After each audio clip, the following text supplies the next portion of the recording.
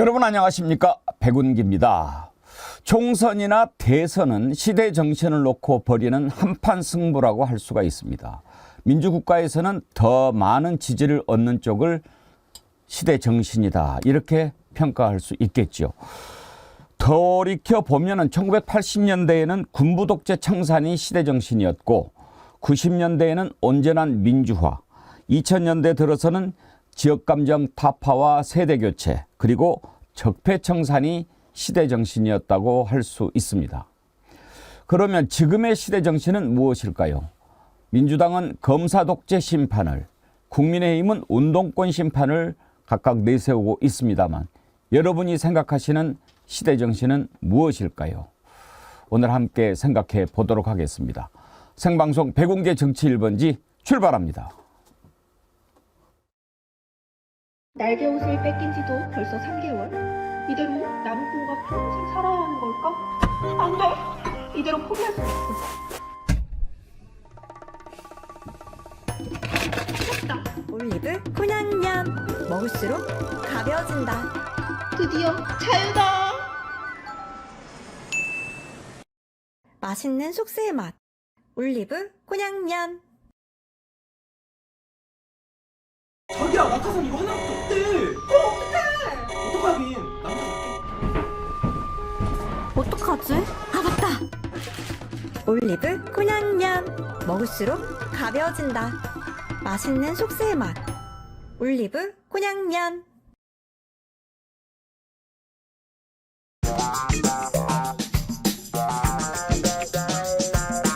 우리 둘이는 언론인인데 장 소장은 뭐라고 해야 돼? 민주투사예요?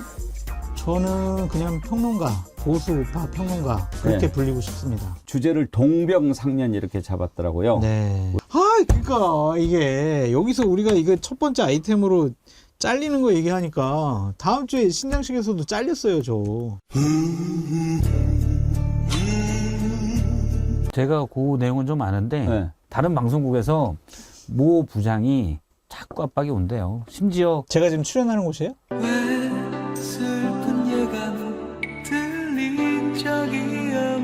근데 정말 좀 심해진 것 같아요. 그렇죠? 아니 나는 그냥 정말 더 심한 것 같아. 정권보다 더 그냥 그래요? 독재 정권 같아. 정권 때는 어땠냐면 개포동에 엄청나게 크게 지어져가지고 한 채씩 줬어. 우리가 저마다 갖고 싶은 조그만 파우치에 흔들릴 때. 앞으로 매주 목요일 우리 장성철 소장 노래 이거는 노래 잘하세요. 근데 이거 쇼츠로 돌아다니면 나 또 위험한데.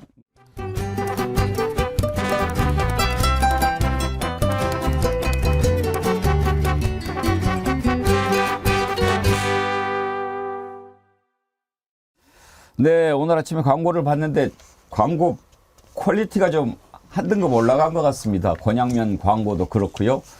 보는 동안에 좀 기분이 좋아졌는데 내일이 벌써 목요일이죠. 월요일 하루 쉬고 출발했더니 오늘이 수요일, 내일 목요일 속닥속닥 있는 날입니다. 지난주 첫 방송 여러분들이 많이 사랑해 주셨는데 내일도 많이 기대해 주십시오.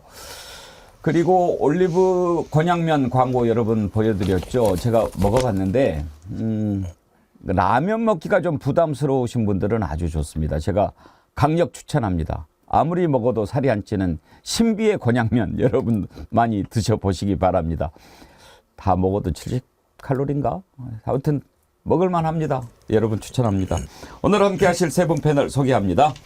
김유정 전 민주당 의원, 김종욱 전 민주연구원 부원장, 신인규 민심동행 창당 준비원장 함께 하시는 수요일입니다. 어서 오십시오. 네, 안녕하세요. 아침에 부산이 대인님이요. 오늘 패널 김종인이네. 김유정, 김종욱, 신인규.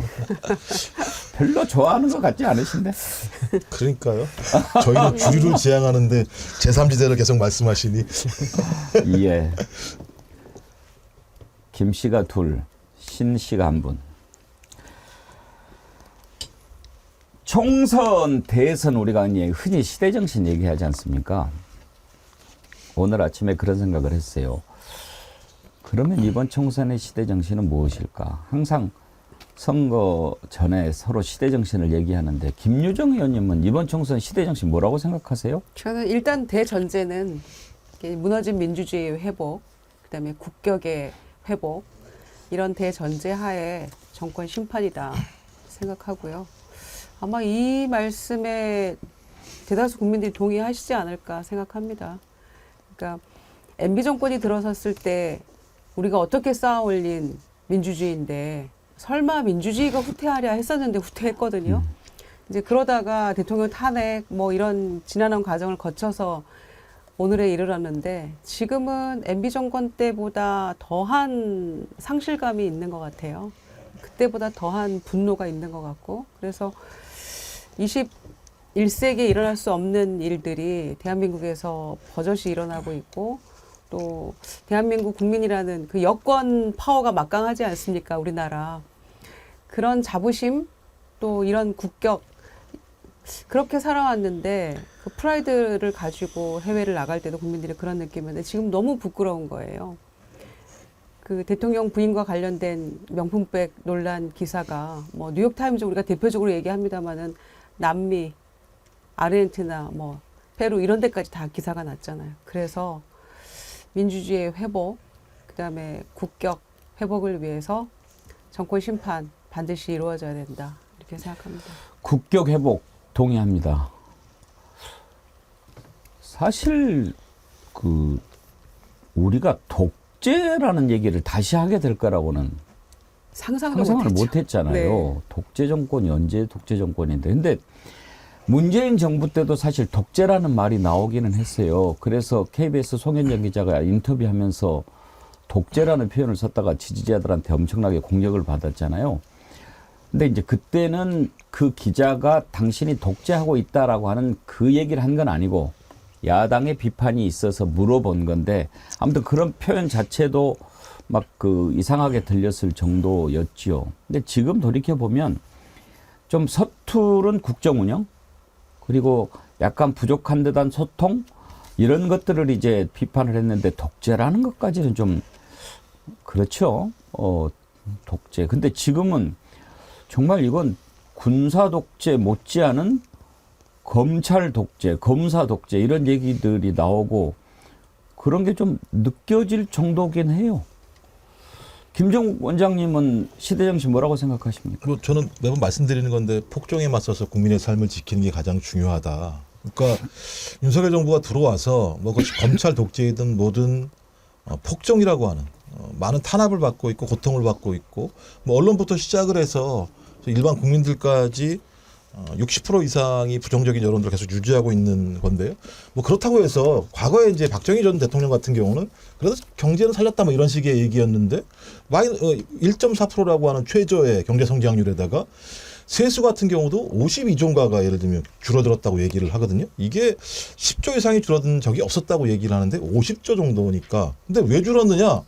보니까 근로소득 하는 분들한테는 더 많이 걷고 부자랑 기업들한테 덜 걷어서 이런 문제가 발생한 거예요. 그러면 가면 갈수록 민생, 먹고 사는 문제는 쪼그라들고 민주주의는 유린당하는 상황에서 국민의 삶이 지켜질 수가 없죠. 자유롭게 말할 수 없고 편하게 먹을 수 없으면 그게 고통인 거죠. 좀 그렇다면 그런 윤석열 정권의 폭정에 맞서서 열심히 싸우는 것이 어쩌면 민생을 지키는 거라는 생각이 들어서 심판과 그다음에 민생 이 두 가지가 적어도 이번 총선에서 국민들이 지켜야 될 중요한 내용이 아닐까 생각을 합니다.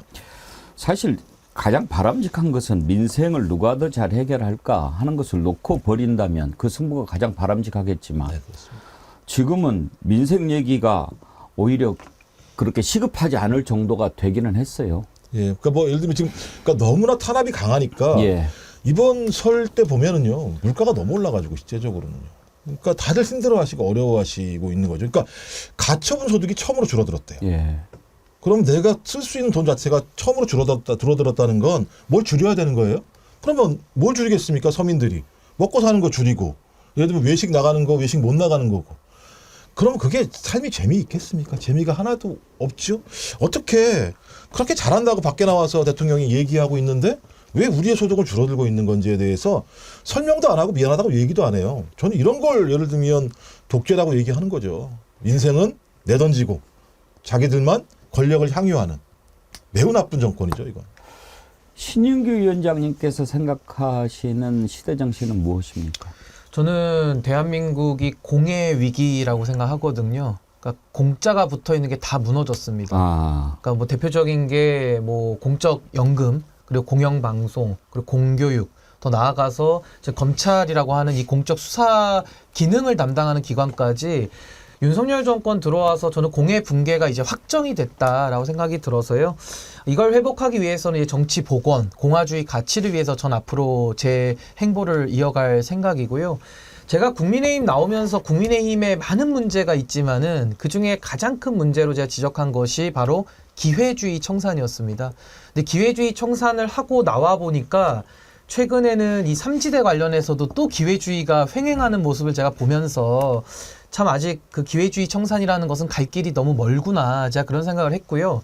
윤석열이라고 하는 이 대통령, 저는 역사에 전무후무하고 앞으로 영원히 나와서는 안 될 저는 정권이라고 보는데, 이 정권을 만든 데에는 뭐 저도 책임이 있습니다. 그래서 저도 이번 총선 가운데 평가를 받을 거고요. 저는 만약에 이번에 제가 쉼으로써 책임을 다할 수 있다 그러면은 쉴 각오까지 는 하고 있습니다. 근데 윤석열 대통령을 탄생시킨 세력을 보면 결국에는 윤석열 대통령, 그리고 검사들, 그리고 한동훈 위원장, 그리고 이준석 대표, 전 이렇게 윤석열 정권을 만든 사람들에 대해서 저는 이번에 엄중하게 책임을 일단 먼저 묻고 그 다음에 운동권, 기득권도 저는 청산을 그 다음 했으면 좋겠거든요. 그래서 저는 이 기회주의라고 하는 정말로 대한민국 정치에 아직도 뿌리 내리고 있는 이 깊숙한 암덩어리를 전 이번 기회에 국민들께서는 반드시 뿌리 뽑아 주셔야 된다. 저도 그 대열에는 저도 함께 하겠다는 말씀 꼭 드리고 싶습니다.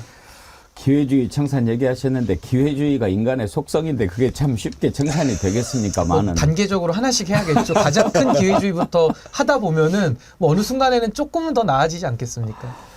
공이 무너졌다, 공의 회복이 필요하다. 그건 진짜 제가 전적으로 공감합니다. 공권력이라고 하잖아요. 공권력. 그러니까 공권력이 행사되는 것은 그야말로 정당한 가치를 우리가 부여하는 그런 일인데, 지금 보면 공권력의 행사라고 하는 게 공이 빠지고 권력만 행사하려고 하는 그런 것 같아요. 그러니까 지금 하고 있는 정부에서 지금 앞에 폭정도 얘기하셨고 독재도 얘기하셨고 그러셨는데, 공권력에서 공이 빠지면 그건 폭력이죠. 권력의 사유화라는 말을 쓰고요. 그걸 이제 국정농단이다라고 불러왔는데, 지금은 그 국정농단이라는 게 은밀하게 이루어져도 문제지만은 지금은 아예 대놓고 하는데 수사를 안 하거든요.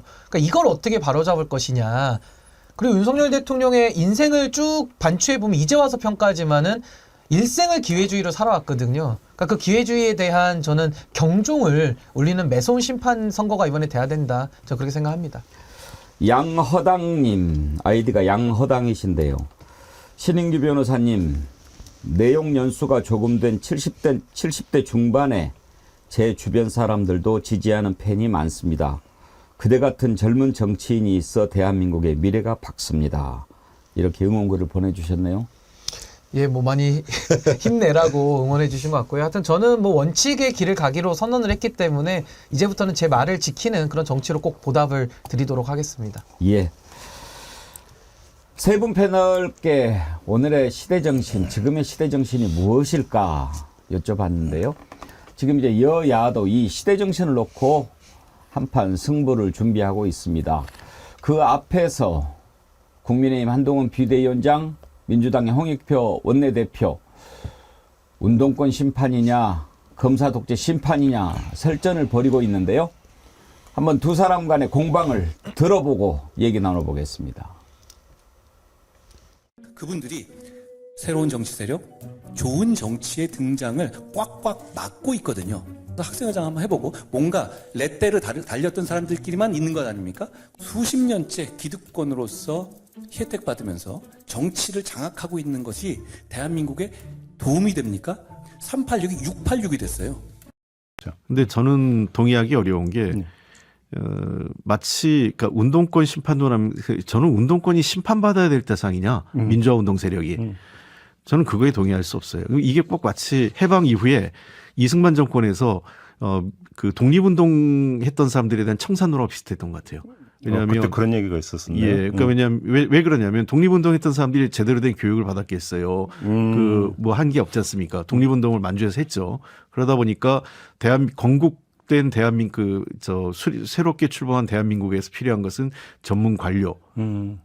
이런 사람들이 필요한 거 아니에요? 능력 있는 사람들. 그렇죠. 그러다 보니까 검찰도 일제 고등검사 그렇죠. 다 했고요. 경찰 마찬가지죠. 일제 시대 때 순사 출신들이 다들 영전했고, 네. 그다음에 그 관료들도 그렇고. 그러니까 즉 친일파들이 득세하는 그 이유로 했던 게 바로 전문 관료, 나라를 이끌어갈 사람들이라고 해서 한 것과 동일한 것 같아요. 지금 아마 한동훈 검사 출신이죠. 한동훈 비대위원장이나 지금 현재 검사 출신의 대다수가 지금 진출하려고 하는데 자기들 그러니까 그 흐름을 전문가 대 뭐 민주화 운동 세력, 그러니까 민주화 운동을 폄하하기 위한 걸로 보는데 이게 꼭 독립운동 세력, 독립운동가들을 폄하했던 친일파들의 논리하고 똑같다 이렇게 보입니다. 알겠습니다. 예, 자 지금 이제 운동권 심판에 대해서 두 사람 간의 공방을 들어보셨는데요. 이게 이제 좀 더 진전이 됩니다. 공방이 이어지고 또 그러더라고요. 친일파 얘기가 나오니까 한동훈 비대위원장이 또 뭐라고 했는지 그 얘기도 들어볼까요? 그 홍익표 대표인가요? 그분이 운동권 청산론에 대해서 뭐 친일파 같다, 독립운동가다, 자기들을 독립운동가처럼 얘기했던데요. 저는 이렇게 말씀드리고 싶습니다. 어느 독립운동가가 돈 봉투를 돌리고 어느 독립운동가가 룸사롱에서 쌍욕을 합니까? 저는 독립운동가들을 모욕하는 표현이다 라고 생각합니다. 운동권 특권 세력은 독립운동가들과 비교될 수가 없는 대상입니다. 김유정 의원, 꼭 그 한동훈 위원장은 저런 식으로 말을 좀 풀어가는 게 있어요. 그러니까요. 뭐 그렇게 얘기했나요? 지금 홍익표 원내대표는 논리적으로 보자면 그렇게 비유할 수 있다라고 얘기했잖아요. 한글 못 알아들어요? 한동훈 위원장은? 저런 식으로 빠져나가는 것도 문제가 다분하죠. 이를테면 이런 식이잖아요. 지난번 KBS 신년 대담에서 300만 원짜리 명품백에 대해서는 매정하게 끌어내지 못해서 뭐 아쉽다면 아쉽다 이런 얘기한 것은 진솔하게 얘기를 한 거고, 스타벅스 커피에 대해서는 기자가 재차 묻자 제 말씀 이해 못 하셨어요? 비싸잖아요. 이렇게 얘기했어요. 그 300만 원짜리 백은 아쉽다면 아쉬운 거고 매정하지 못해서, 스타벅스 커피는 비싸잖아요. 근데 이런 식의 되지도 않는 그 뭐라고 할까요? 이런 화법은 갖다 붙이는 것밖에 안 되기 때문에 저는 한동훈 위원장의 이런 말 자체에 아예 무시 전략으로 간다고 생각합니다. 한동훈 자꾸 한동훈 대 이재명 프레임 만들려고 하고, 이런 식으로 이제 운동권 청산이라고 자기가 주창한 바에 대해서 정권 심판론을 물타기 해보려는 이제 그런 거잖아요. 그게 이제 뜻대로 안 되니까 이제 있는 말 없는 말 다 갖다 붙이면서 자꾸 이게 그 확장하려는 태도를 보이고 있는데, 말 같지 않은 거에는 무시 전략으로 가는 게 오히려 맞다고 생각하고요. 이게 지금 말이 됩니까? 이 룸살롱 이 버전으로까지 이렇게 확전시키려고 하는 게 계속해서 본인이 주장하는 이 운동권 청산론을 확대시켜서 이걸 계속 끌고 가보려는 것 같은데, 그렇게 되지도 않을 뿐더러 저는 당에서 정말 끊을 건 끊고 한동훈 위원장이 그 주창하는 바대로 그 프레임에 말려들 필요 없다고 생각합니다. 자꾸 룸사롱 얘기하는데 김종국 원장님, 룸사롱 얘기하면은 운동권하고 검사하고 어느 쪽이 더 쫄릴까요? 뭐 당연히 쪼개기 아시잖아요. 99만 원짜리가 있었죠. 그러니까 한동훈 그 비대위원장 뭐지 조국 전 장관한테 조국 씨라고 했으니까 저는 한동훈 씨라고 얘기를 할게요. 한동훈 씨가 그러니까 똥 묻은 개가 겨 묻은 개 나무란다고. 검찰은 똥 묻은 게 아닙니까? 말씀하셨던 것처럼 쪼개기로 99만 원이니까 문제가 안 된다. 한 잔 더 마셨으면은 유죄가 되는 거죠. 한 잔 덜 마셨다 이런 식으로 얘기를 하고 있고, 김학의 전 법무부 차관 별장 성접대 문제 우리는 다 보이는데 자기들은 안 보였다고 얘기해서 그 문제가 유야무화가 된 사건들이 있었죠. 그리고 제가 알기로는 검사들은 자기들끼리 담합을 해서 기소율이 거의 제로에 가깝습니다. 뭐 검찰 출신들은 다 예를 들면 매우 윤리적이어가지고 그랬을까요? 저는 이런 식의 발상은 매우 문제가 있다는 생각이 들고요. 또 하나는 일제와 맞서 싸운 사람들, 북한과 맞서 싸운 사람들, 독재와 맞서 싸운 사람들, 그 경중은 다를지 모르겠습니다만 목숨 걸고 싸운 거 아니겠습니까? 그 가치를 갖다 이런 식으로 폄하하는 것은 우리 민주주의가 어떻게 만들어져 왔는지 잘 모르는 거예요. 맨날 앉아가지고 서울대 가려고 공부나 하고, 그다음에 검사가 되려고 공부나 하고, 이런 사람들이 할 수밖에 없는 얘기라는 생각이 들고요. 전 그래서 스스로 좀 자기의 삶을 되돌아볼 필요가 있다라는 생각이 드는데, 근데 제가 볼 땐 그 홍 원내대표께서도 약간은 좀 잘못 아시는 부분이 있어요. 예. 독립군 분들이요, 못 배우신 분들이 아닙니다.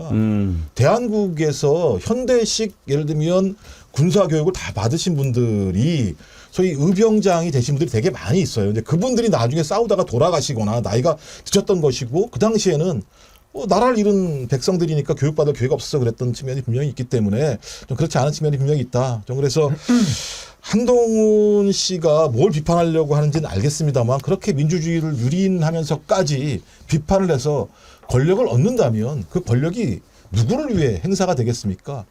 소위 친일분자들에게 유리하게 행사가 되겠죠. 저는 이번에 그것에 응징을 해야 된다고 생각합니다. 근데 홍익표 원내대표가 독립운동가들이 못 배운 것 뭐 이런 얘기를 했나요?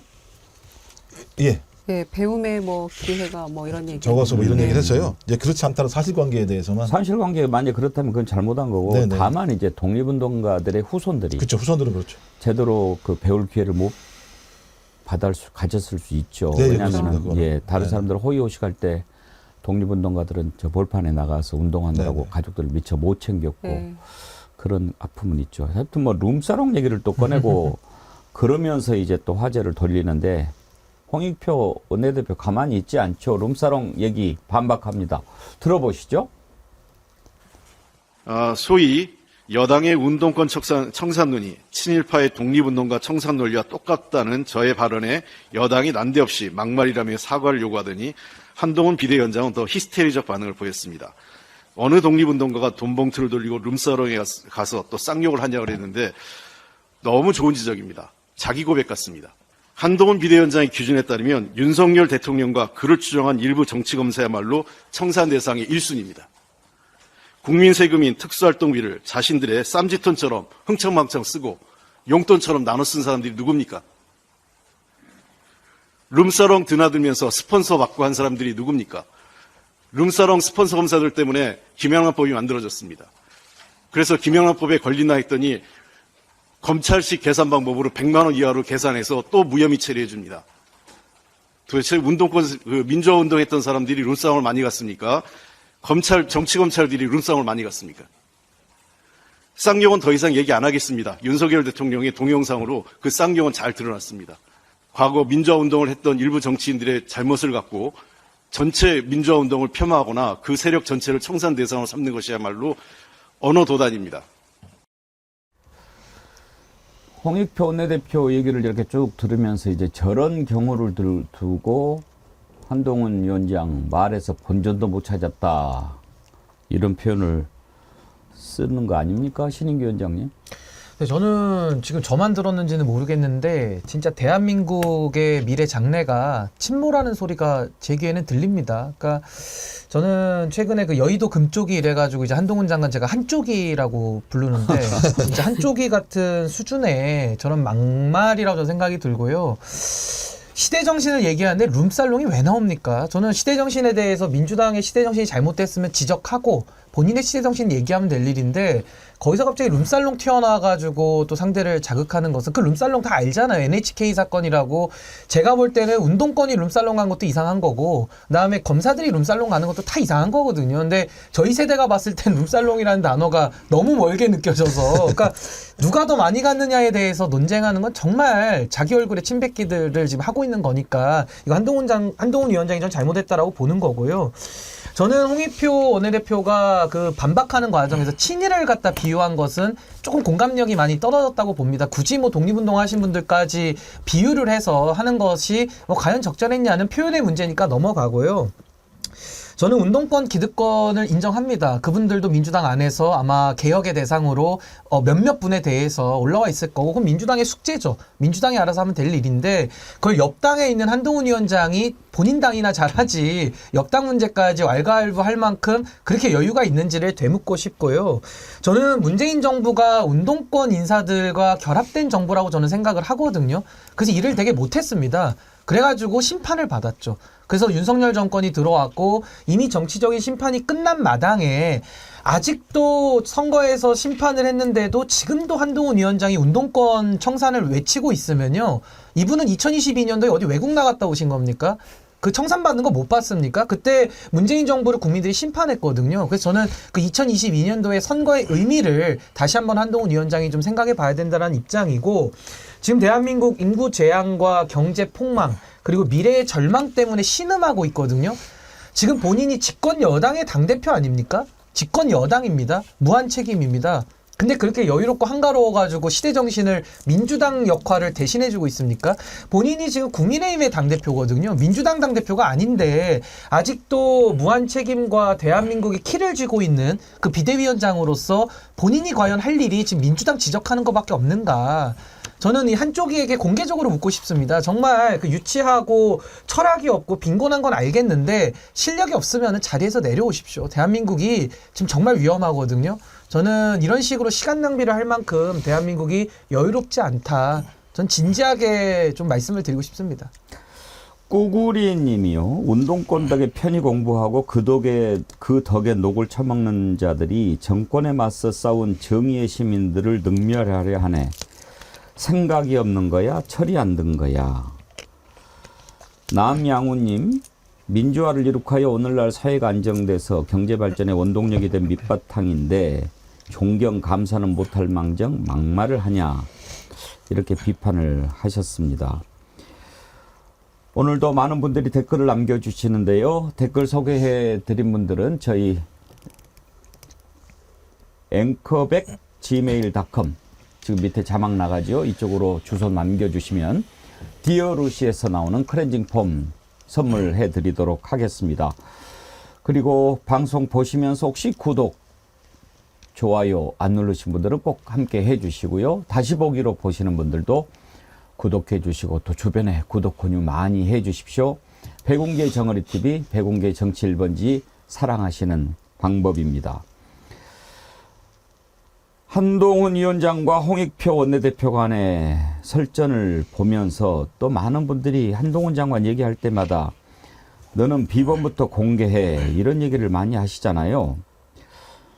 그런데 한동훈 장관 아이폰 그 비밀번호가 24자리였다 뭐 이런 얘기가 나오던데 맞아요? 네, 저도 들어봤습니다. 예, 맞습니다. 네. 어떻게 24자리를 기억은 하고 할 때마다 24자리를 풀까요? 숨길 게 많았나 보죠. 와, 근데 원래 24자리로 설정도 할 수는 있나요?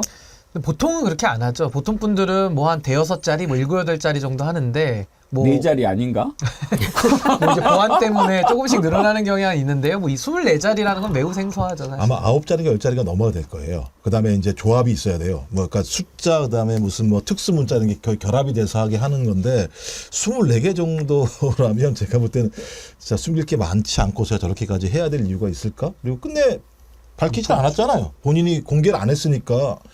항상 보면 자기들의 어떤 문제에 대해서는 철저하게 아무 문제가 없는 것처럼 얘기하는데, 예를 들면 그런 겁니다. 2019년 3월 달에 250만 원짜리 소고기를 잡수셨어요. 근데 공무원들 3만 원 이상 못 먹거든요. 80명이 모여서 소고기를 먹어야 되는 거예요.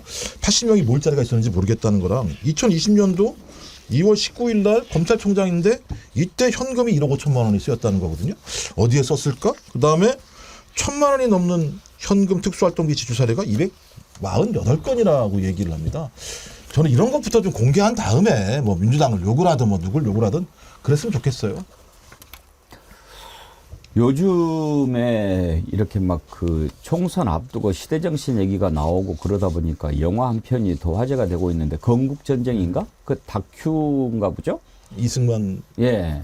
근데 그걸 뭐 이제 한동훈 위원장이 가서 보고 뭐 이런저런 얘기가 나오고 그러는데, 혹시 보신 분 있어요? 무슨 영화인지? 저는 본 적은 없습니다. 저도 아직은 못 봤습니다. 예. 근데 그거 이제 그걸 가지고 막 이런저런 얘기를 하던데 저는 궁금한 건 그건 있어요. 지금 이제 총선 앞두고 어제는 책 얘기를 좀 제가 해드렸는데 영화도 말이죠. 아무래도 영향은 미치겠죠. 그런데 재미있는 게 서울의 봄이라든지 뭐 이런 영화들을 보면 감독들은 내가 어떤 의도를 갖고 만들었다 뭐 꼭 그런 얘기를 하지는 않아요.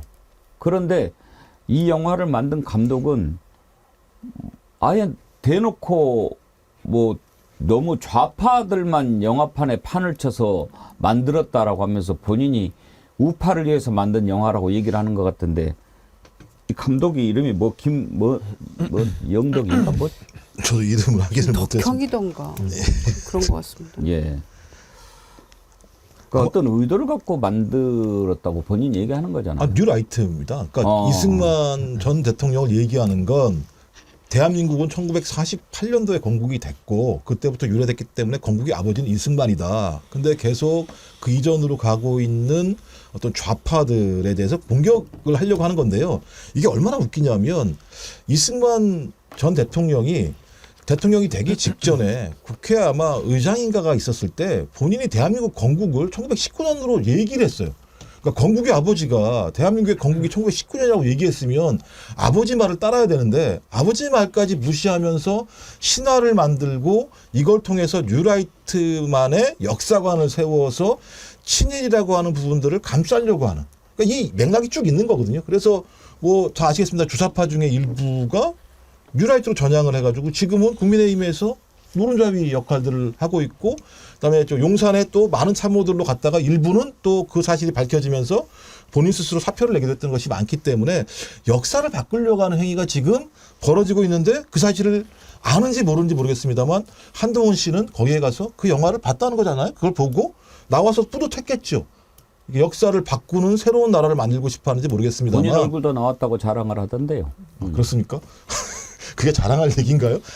뉴라이트의 역사관에 대해서 국민들이 인정하실까요? 그러니까 이제 본인 얼굴 나왔다고 이야기한 게 그거더라고요. 김덕영 감독인가 하는데 또 그것에 대해서 답변도 답도 해주고 그러니까 이승만 대통령이 농지개혁한 것을 최고의 성과로 자기는 꼽는다라고 하니까 바로 저런 인식 뭐 이렇게 칭찬하고 뭐 그렇게 했더라고요. 그거를 한동훈 장관이 이제 강의 중에 그런 얘기를 한 적이 있는데 그 농지개혁이 오늘날 대한민국의 뭐 이런 그 성장이나 이런 거에 원동력이 됐다, 한 축이 됐다 이런 강의한 대목을 집어넣나 봐요.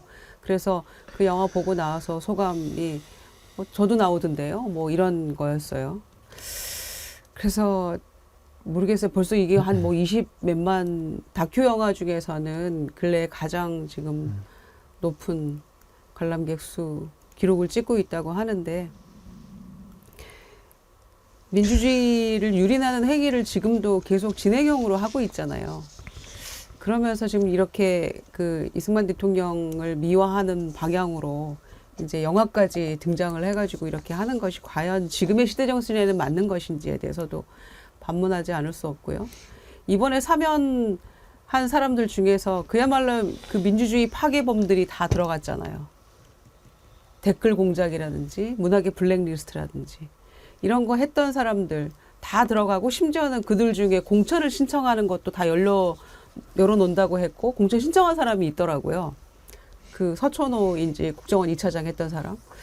이제 상황이 이렇게 흘러가고 있는데 운동권 세력에 대해서 뭐라고 따따붙다 하는 게 과연 본인들이 그 논리적으로 앞뒤 맥락이 맞는 것인지에 대해서도 저는 국민들이 유심히 보고 평가해 주시기 바랍니다. 그러니까 저는 이 역사 문제에 있어서만큼 역사를 잊은 민족에게는 미래가 없다라고 하지 않습니까? 저는 이승만 대통령 대한민국 초대 대통령이고요. 저는 그분 공과가 있기 때문에 저는 잘한 면도 많고 대신에 이제 이분이 마지막에 이제 독재로 빠지면서 잘못한 부분이 있죠. 그래서 저는 균형 있게 바라보아야 된다는 입장이고 아니, 대한민국 헌법에 이렇게 나와 있습니다. 대한민국의 임시정부의 법통을 계승한다고 돼 있어요. 이게 한글이잖아요. 임시정부의 법통 계승하고 있는데 왜 이걸 가지고 뉴라이트들은 또 1948년 건국절 논란을 일으키고 이걸로 또 역사를 지우려고 하는 것인지 여기에 대해서 동의하지 않는 보수들도 많고요. 그러니까 저는 일부 보수에서 MB 대통령하고 같이 정권을 만들던 그 뉴라이트 세력들이 자꾸 이런 식으로 좀 역사를 뒤바꾸려는 뒤늦은 노력을 하고 있는데 이거 공허한 노력이고 아니 대한민국 헌법을 바꾸자느니 대한민국 임시정부 법통을 계승한다고 나와 있는데 한글을 못합니까? 그러니까 우리 헌법 그대로 해석을 하는 것이 맞고 이 헌법과 지난 역사를 왜곡하고 되돌리려는 시도는 중단되고 국민의 이름으로 이건 끊어버려야 된다. 저는 그렇게 생각합니다. 예. 아니 뭐 이승만 대통령 공과가 있죠. 뭐 공과가 있는데 그걸 다 평가하는 바람직한 균형 이거를 찾아가도록 서로 노력을 해야지. 정권이 바뀐다고 뭐 공이 살고 정권이 바뀐다고 과가 살고 이렇게 해서는 안 되는 거 아닙니까? 후세도 생각하면서 역사를 얘기를 해야죠. 중요한 것은요. 이번 정권이 끝나면 역사가 이번 정권의 탄생과 종말에 대해서 정확히 기록할 거라는 겁니다. 그런 것을 가슴에 딱 새기고 살아가야죠. 엉뚱한 얘기한다고 해서 그게 가려지지는 않아요. 운동권 심판을 두고 이제 자꾸 이걸 가지고 총선을 치러보겠다고 하는데 홍준표 대구시장도 고개를 갸우뚱하더라고요. 한번 들어보실까요? 그런데 그게 누굴 심판하자는 거야. 난 그거 보면서 또 떠오른 게 저 임종석이 심판하는 임종석 한 명만 심판하는 논리밖에 안 된다. 그러니까 이 뜬금없는 논리다 이 말이야. 뜬금없는 논리인데 왜 그런 논리가 나왔는지 난 이해가 안 돼요. 어? 그게 여당이 할 일은 국민들을 안심시키고 불안한 국민들을 안고 가는 그렇죠. 그 미래 비전을 제시하고 우리가 하면 이래 해갖고 앞으로 잘하겠습니다. 여태는 의석수가 모자라서 이랬는데 예. 우리 앞으로 이런 비전을 제시하고 이렇게 나가야 돼. 그게 여당 선거지.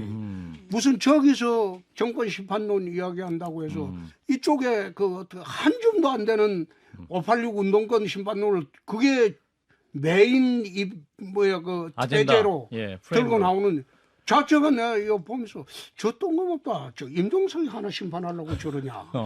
난 그런 생각을 했어요. 그러니까 이 총선이요.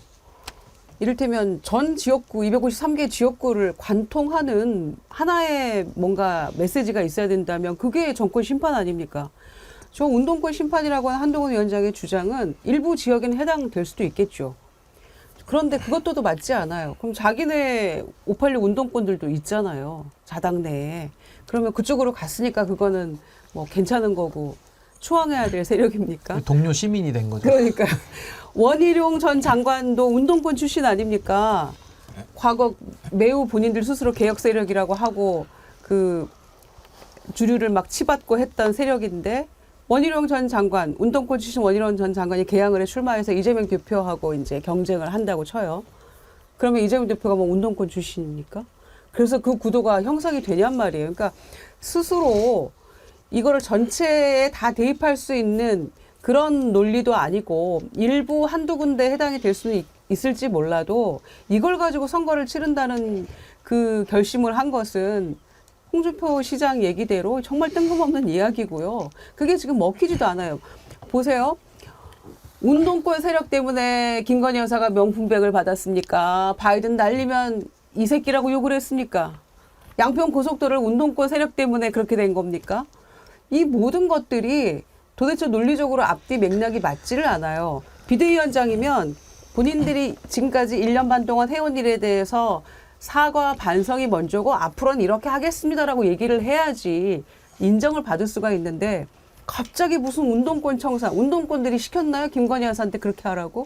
그러니까 맞지가 않는 거예요, 이거는. 그러니까 저는 한동훈 위원장이 많이 모자라서 그래요. 그러니까 정치를 잘 모르시다 보니까 프레임을 못 잡는 거죠. 지금 만약에 운동권 인사들이 윤석열 정부에 들어가서 일을 하고 있다. 그래서 2년 동안 이렇게 나라를 망가뜨렸다. 당연히 그분들 심판해야죠.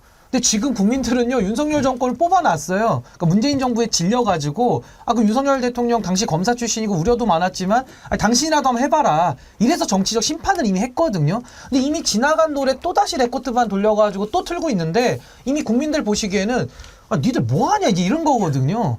그래서 저는 한동훈 위원장이 너무 지금 0점을 못 잡고 있는 거고 너무 심각한 게 저 홍준표 시장이 말을 자주 바꾸시는 분이거든요. 저분이 왜 저런 말씀하는지 알죠. 내부에서 한동훈 위원장을 견제하기 위해서 이제 저렇게 하시는 건데 홍준표가 옳아 보일 때는 여당이 위기인 겁니다. 제가 볼 때는. 근데 지금 홍준표 시장 말 제가 동의 거의 못하는데 지금 나온 말씀은 뭐 자꾸 하나 뺄 게 없을 만큼 아주 옳은 말씀하셨거든요. 이것은 바로 정치를 모르는 한동훈 위원장이 엄청난 지금 위기를 맞이하고 있는 것이다. 저는 이렇게 말씀드리고 싶습니다. 제가 이제 저 한동훈 씨한테 좀 설명을 드리려고 제가 정치학 박사니까 그래도 뭐 수강을 하셔야 될 것 같아요. 농으로 딴 건 아니니까 말씀을 드리면 시대정신 얘기한 1980년대 시대정신은 다 아시겠습니다만 독재 타도 호언 철폐입니다.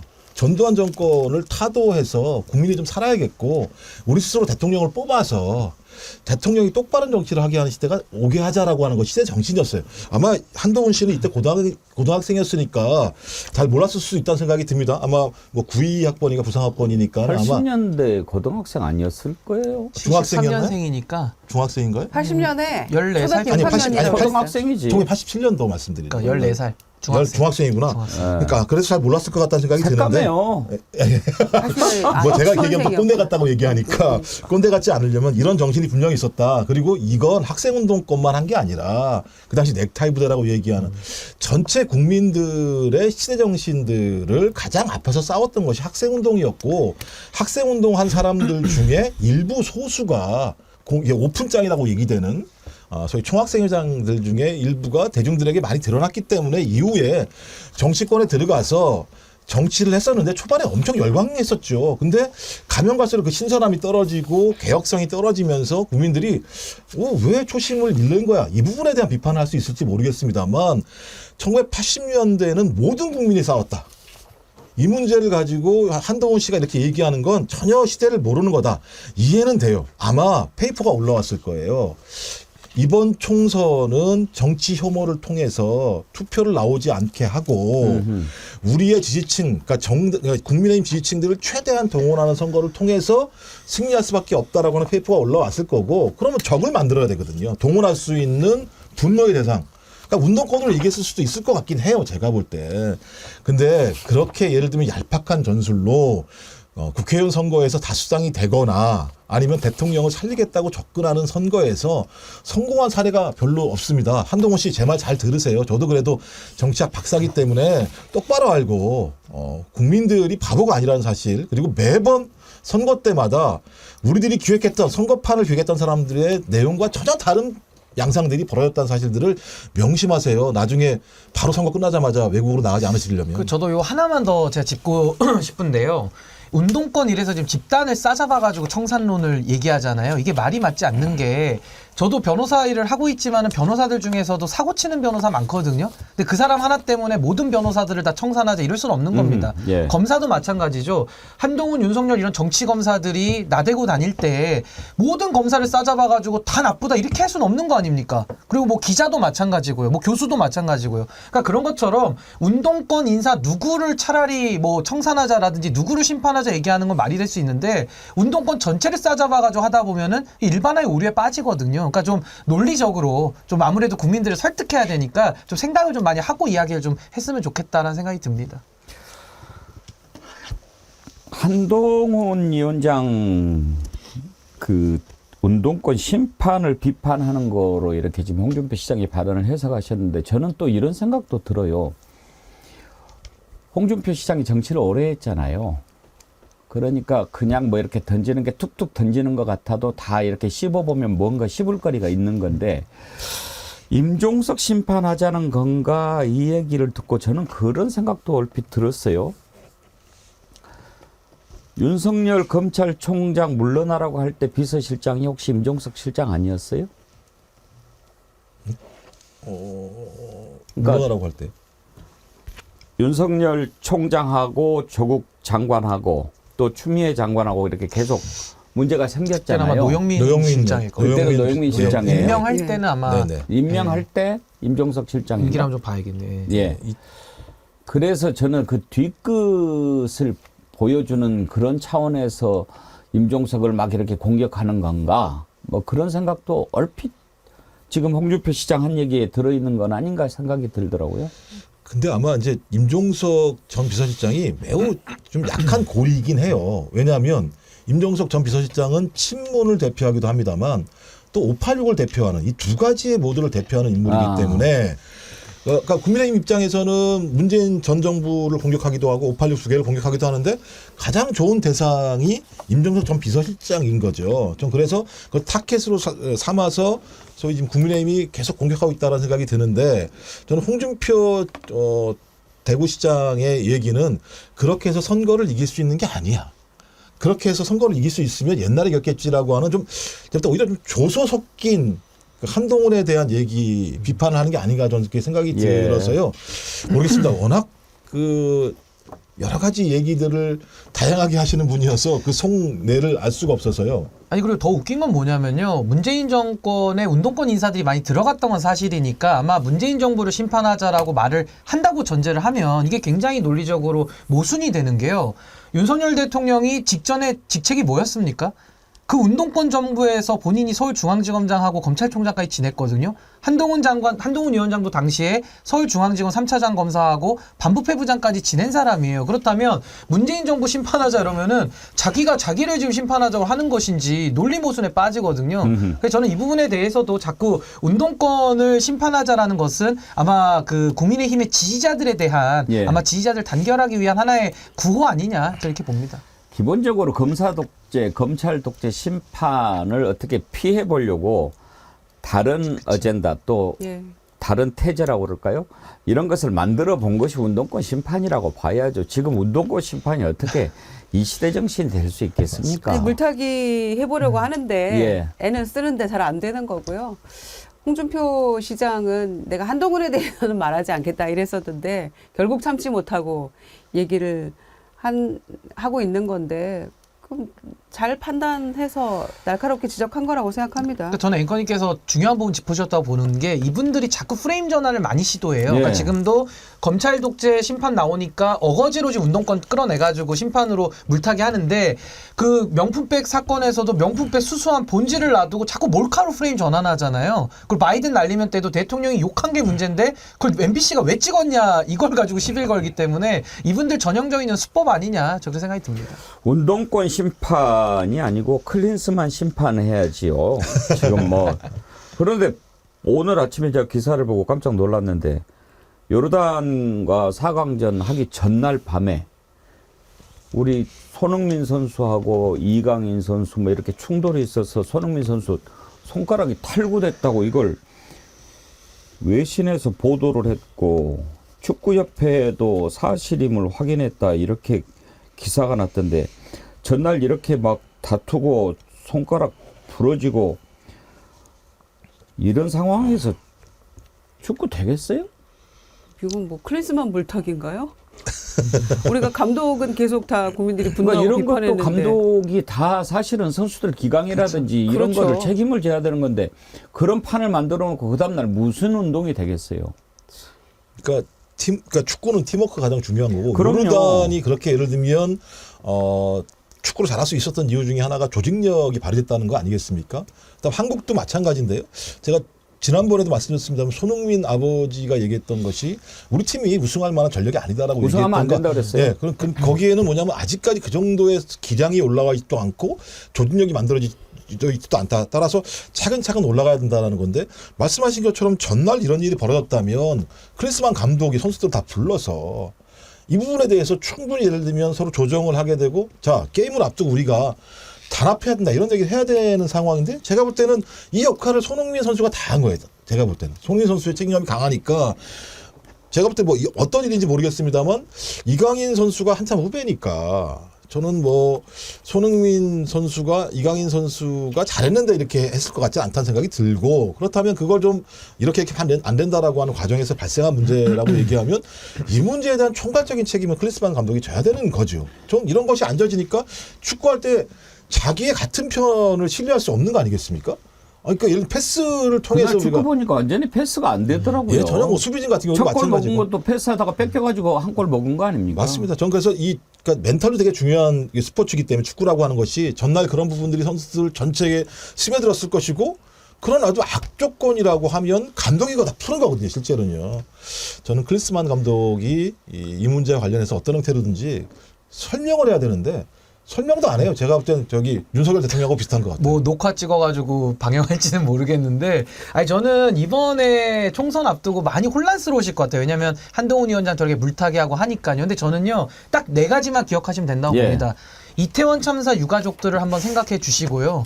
그리고 최수근 상병의 희생에 따른 박정훈 대령에 대한 수사 외압, 그리고 양평땅에 대한 고속도로 노선 변경, 그리고 명품백 수수.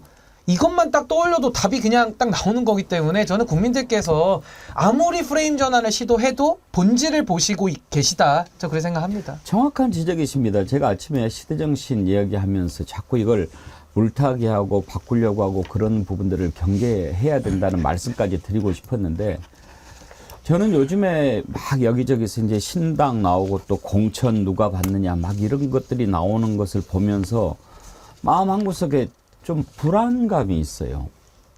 물론 그렇게 관심 가질 만한 사안이죠. 근데 그게 가장 중요한 것인가?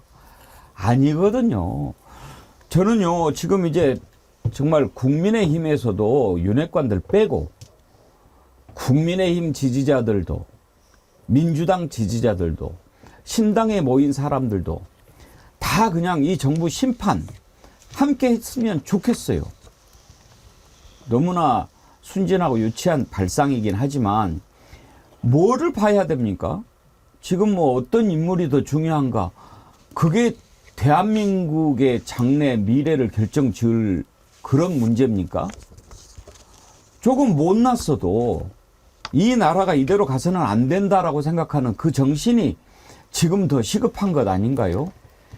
어떻게 대통령이 자기 마음대로 해버리는 나라. 나 여기서 안 잘 거야. 대통령 되기 전에 옮겨버리고. 나 저렇게 기분 나쁜 기자들하고는 대화 안 할 거야. 기자회견 안 해버리고. 너 마음에 안 드니까 내 비행기 타지 마. 안 태우고. 나 신경 안 쓰고 나가서 좀 머리 식힐 거야. 계속 외국 나가 다니고. 가서 온갖 망신은 다 사고. 대통령 부인이라는 사람은 몰래 밑에 앉아가지고 가방 받아 챙기고. 이런 나라를 그냥 두고 그냥 계속 가게 놔둘 수 있습니까? 그게 뭐 시대정신하고 상관이 있는 겁니까? 가서 어떻게 보면 그런 거 저런 거 따질 것도 없는 거예요. 그냥 빨리빨리 이걸 정리를 안 하면 나라가 지금 절단나고 망하게 생긴 거 아닙니까? 뭘 복잡하게 생각할 거나 있습니까? 난 우리 신인규 위원장 말씀할 때마다 참 젊은 분인데 어쩌면 저렇게 생각이 똑바로 바뀌었을까? 내가 항상 감탄해요. 정말 지금 너무 시급하잖아요. 김주정 의원이 지금 막 이게 막 불나갖고 있는데 뭐 다른 데를 볼 겨를이 어디 있나요? 그러니까 이런 식으로 물타기 하려는 그 모습이 정말 더 가증스럽게 느껴지는 거예요.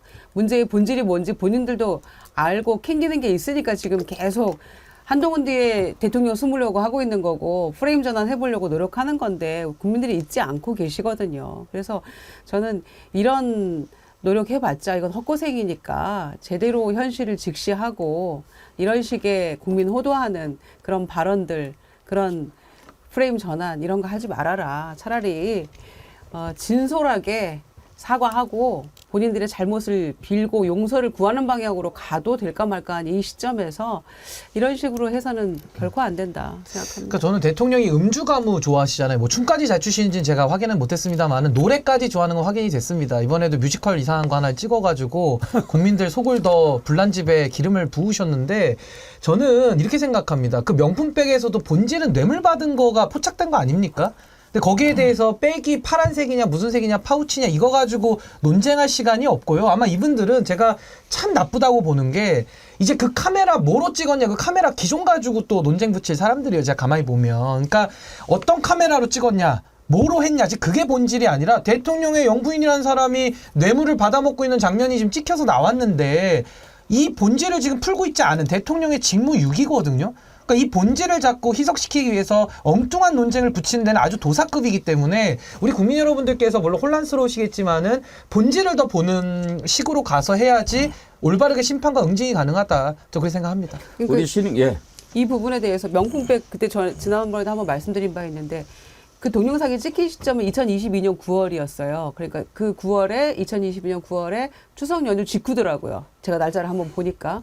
그때 받았는데 공개가 된 거는 2023년 11월이었는데 도대체 언제 대통령 기록물을 지정되는지 그럼 그것부터 밝혀라 라고 얘기를 했는데도 지금 뭐 묵묵부답이잖아요. 그런데 이제 MBC가 정보 공개 요청을 했어요. 그런데 이 부분에 대해서 국가 중대 이익을 해칠 우려가 있기 때문에 거부한다라고 한 겁니다. 이게 무슨 말입니까? 어떤 중대한 이익을 해칠 우려가 있기 때문에 이걸 거부한다는 거죠. 그러니까 이런 식이기 때문에 지난번 신년 대담에서 아무리 매정, 박절, 온갖 얘기 다 꺼냈어도 국민들이 이게 설득이 안 된다는 거죠. 그리고 국민의힘 후보들, 수도권 후보들에게는 그야말로 매정한 대통령, 매정한 정권이 되고 만 거죠. 이거 가지고 회복이 되겠습니까? 그래서 이걸로는 도저히 납득할 수 없으니 26년간 수사해봤다면서요. 그리고 한동훈 무슨 칼이라고 했죠? 조선제일검이라고 했나요? 딱 보기에 대통령과 여당의 대표가 이 상황을 딱 놓고 보면 견적이 나오지 않겠어요? 명품백 관련해서? 그런데 그 국민을 속이고 있는 거잖아요. 견적 뻔히 나오는데 이거를 무슨 국가 중대이익을 해칠 우려 정말 당치 않는 이런 그 이유를 들어가지고 정보 공개 안 한다는 것도 이철규 위원장이 그거 돌려주면 국고 횡령인데 그 백 어디 있는지 다 못하는 거 다 같은 선상에 있는 거고요. 이런 식으로 해갖고 아무리 대담을 설날 아침에 재방송을 한들 이거 본 국민들이 더 열불만 나고 더 심판의 의지가 불타오르지 이걸로 어떻게 이게 설득이 되겠습니까? 아까 우리 신익희 변호사께서 말씀하신 4가지 이태원 참사, 최수근 상병, 양평 고속도로, 명품백 수수 이 4가지 정말 기억해야 됩니다. 다 이렇게 기억하기가 쉽지 않으면요. 그냥 이채양명 이렇게 4가지만 외우고 다닙시다. 선거 끝날 때까지만 해도. 제가 오늘 네. 신인규 위원장께 하나 배웠는데 여러분 따라서 한번 해보세요. 이채양명. 이채양명. 아, 정말 잘했어요. 참 잘했습니다. 그리고 제가 하나만 더 추가하면 대통령이 아니요. 대통령이 나사가 풀린 게 아니라 지금 대통령 나사가 뽑혀 있거든요. 이거 가만히 놔둬서는 안 됩니다. 이거 지금 모든 문제 이채양명의 핵심은 윤석열 대통령입니다. 윤석열 대통령 응징하고 심판하는 게 이번 총선에는 가장 중요하다. 이 말씀만 꼭 기억하시면 좋겠습니다. 알겠습니다. 이채양명 가까스로 외웠으니까. 아니 앞에 주자를 붙여야 될 것 같아요. 주가요. 주자. 주가 조작. 주가 조작? 예. 아니, 내가 간신히 외웠으니까. 아니, 제가 왜 그러냐면, 최근에 일부 언론하고요, 민주당 내부에서 소위 명품백 사건에 너무 집중을 하면서 전선이 흐려지고 있다는 얘기들이 나오고 있는데, 제가 그때 국민을 잘 모르는 것 같아요. JTBC 여론조사를 해보면, 67% 정도가 명품백 문제가 잘못됐다고 얘기하는 거 아니겠습니까? 근데 이 문제는 그냥 명품백을 받았다 이 얘기를 하는 게 아니라 지금 말씀하신 이채양명처럼 이태원 특별법 거부권 행사한 거 넘어가니까 그 다음에 소위 양평 고속도로 문제 넘어가니까 그러니까 뭐든지 적어도 민주당과 야당 또는 시민사회가 이런 문제와 관련해서 끝까지 싸워서 매듭을 짓지 않고 넘어가니까 넘어갈 수 있다고 생각하는 거거든요. 그렇다면 뭘 해야 되는 겁니까? 이런 게 넘어가지 않을 수 있도록 상징적인 투쟁성들을 보여줘야 되는 거거든요. 뭐 예를 들면 명품백을 받았다고 얘기를 하면 소위 용산에 가서 민주당 국회의원 150명 정도가 가서 싸우는 거예요. 이걸 내버려 두고 어떻게 국가가 운영되겠습니까?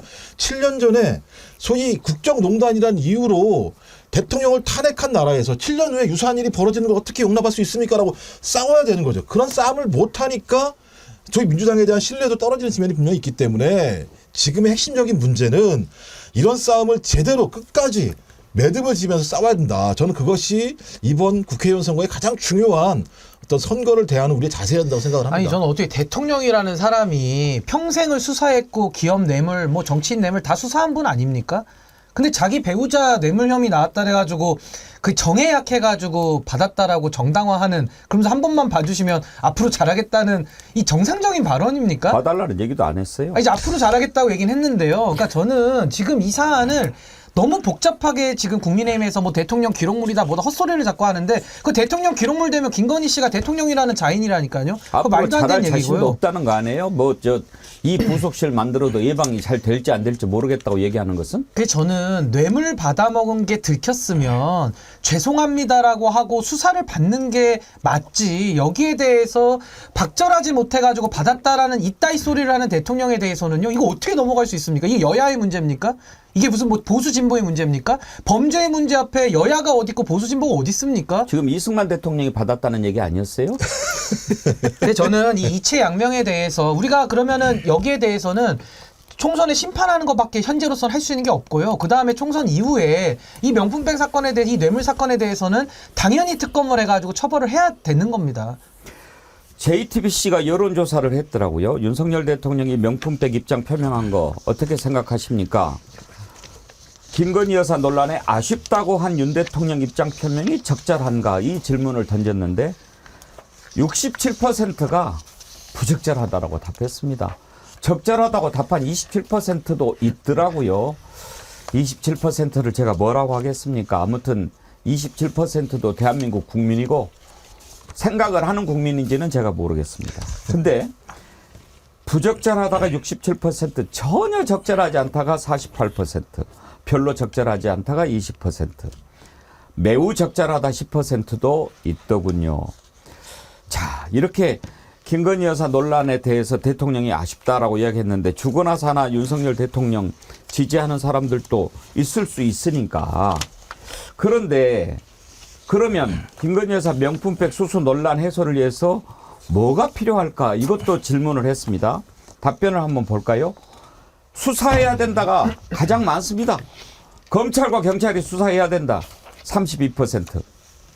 김건희 여사가 직접 사과하고 입장을 표명해야 된다가 22%. 그리고 이제 특별한 대응이 필요 없다. 제2부속실 설치하고 특별감찰관 도입해야 된다. 윤석열 대통령의 사과 등 추가 입장 표명이 10%.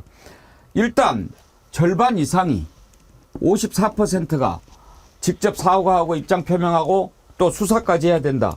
이렇게 생각하는 겁니다. 그런데 이건 JTBC 여론조사고 MBC가요.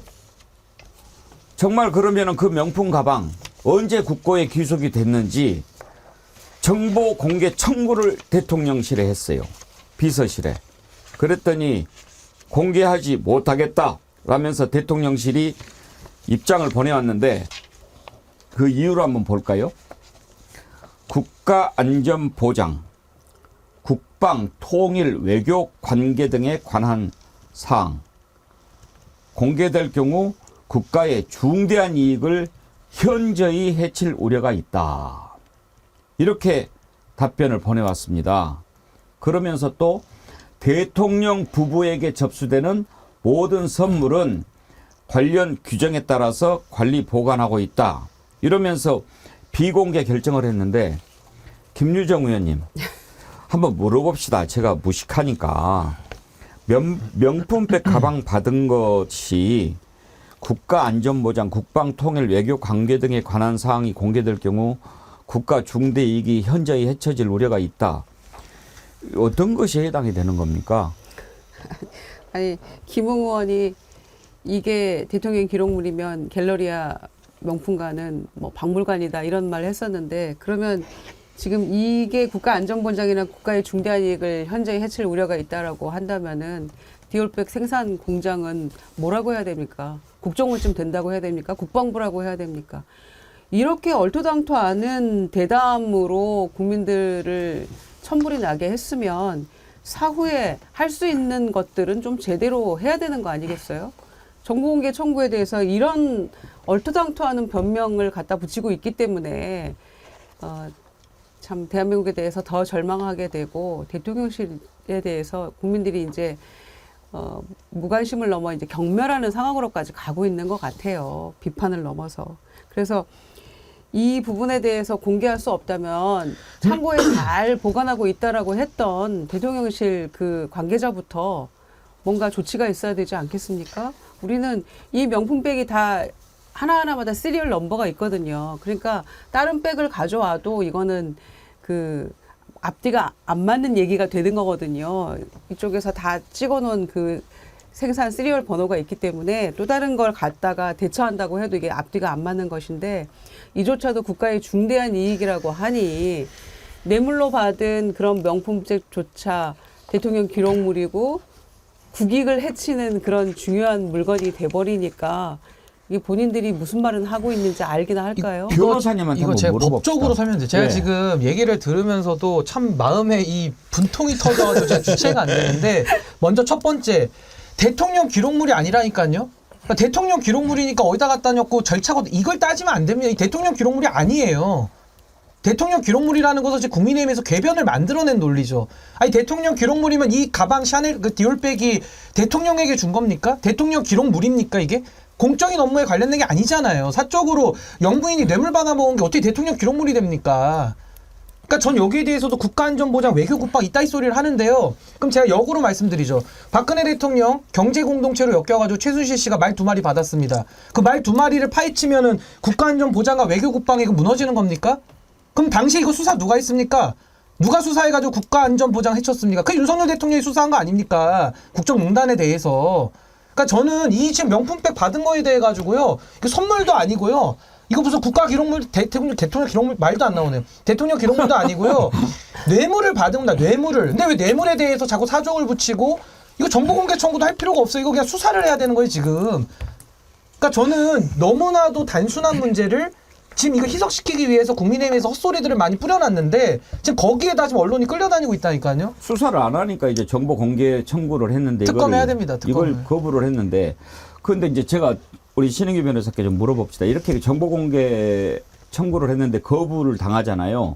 그러면 또 할 수 있는 방법이 뭔가요? 뭐 법원에 청구할 수도 있나요? 근데 사실은 이제 이 행정 처분이기 때문에 정보 공개를 행정기관이 일단 거부를 하면 그 예. 처분에 대한 또 취소를 법원에다가 구하는 소송을 할 수는 있는데요. 사실은 행정기관에서 많은 재량권을 갖고 있기 때문에 법원은 좀 소극적 판단을 하는 게 현실적인 사례들이거든요. 그래서 저는 아무리 정보 내놔라 해도 내놓을 사람도 아니거니와 전 이게 정보 공개로서 지금 풀 문제가 아니고 이거는 당장이라도 뇌물 혐의에 대해서 수사기관이 강제 수사를 해야 된다. 저희 생각이 듭니다. 근데 최근에 그런 판결이 있었잖아요. 윤석열 대통령 부산 횟집 갔을 때 그 회식비 누가 냈느냐 시민단체가 정보공개 청구를 했는데 그거를 또 이번처럼 거부를 했잖아요. 그랬더니 소송을 제기했어요. 법원에서. 예, 그래 법원에서 공개해라. 예. 이렇게 판결이 나오지 않았습니까? 그러니까 이제 그 정보공개 취소, 그러니까 그 거부한 거에 대한 처분을 취소 청구를 예. 할 수 있고요. 그럼 공개해야죠. 그렇죠. 그렇게 되면 공개를 하게 되는데 이것도 청구하면 되는 거 아닌가요? 그렇죠. 근데 이제 제 얘기는 뭐냐면 그런 식으로 우회적으로 접근하는 것도 하나의 방법이겠지만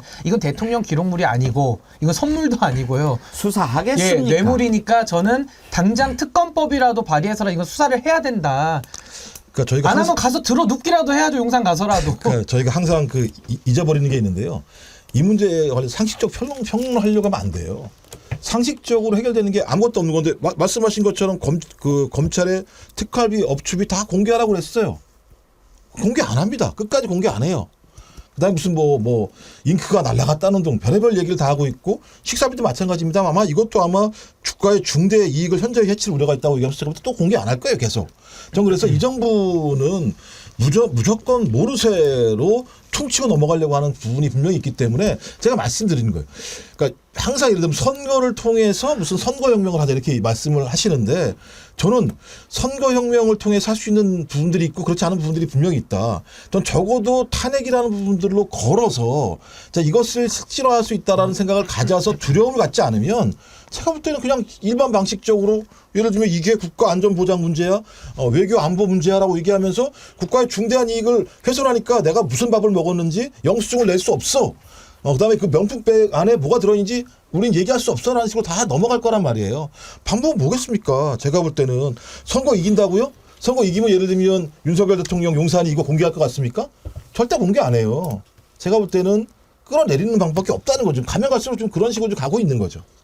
아까 우리가 이체 양명 얘기를 했는데 김종욱 교수님이 주가 조작 이야기했잖아요. 근데 네. 주 이체 양명 하니까 헷갈렸는데 역시 우리의 이체 양명 청자님들 주. 5가지가 딱 아이디가 정말 좋으세요. 사또 57님. 그러면 이체 양명주로 합시다. 술. 네. 5글자가 더 기억이 잘 되는. 이체 아니, 양명주. 술이니까. 네. 그래가지고 사또 57님이 이태원 최상병 양평고속도로 명품백 주가 조작했더니 포근이님이 그래요. 이체 양명주로 하면 윤통이 궁금해할 거예요. 새로운 술인 줄 알고. 그럼 이체 양명주로 하십시다. 예, 이체 양명주. 이체 양명주. 깔끔하게 정리가 잘 예. 정어리몰에서 이체 양명주 한번 많이 팔리겠는데요. 근데 저는 이렇게 생각합니다. 음주운전도요. 한 번 했을 때 걸리지 않습니다. 한 100번 할 때 한 번 걸린다고 보통 얘기하거든요. 이 뇌물 혐의도요. 이거 어렵게 포착한 거예요. 그러니까 저는 김건희 여사 당연히 방어권 있고 수사 받으셔야죠. 그러니까 유죄라는 뜻이 아니라 그 헌법이 보장한 방어권 속에서 수사를 받고 면면백백함을 밝히라. 그 얘기를 하고 있는 겁니다. 수은이님께서 디올 명품백이 도시락 폭탄이냐 무슨 국가의 중대한 이익을 해치냐. 아이고 아니 근데 저는요 요즘에 신년 대담 재방송한 것도 그렇고 이거 답변도 그렇고 좀 걱정이 되는 게 그냥 뭐 못하겠다 이렇게 하면 모르겠어요. 근데 국가안전보장, 국방통일, 외교관계 등에 관한 사항이 공개될 경우 국가 중대 현재 해칠 우려 막 이렇게 쓰면 그러니까 이렇게 하면 국민들이 믿을 거라고 생각을 한다는 거 아니에요?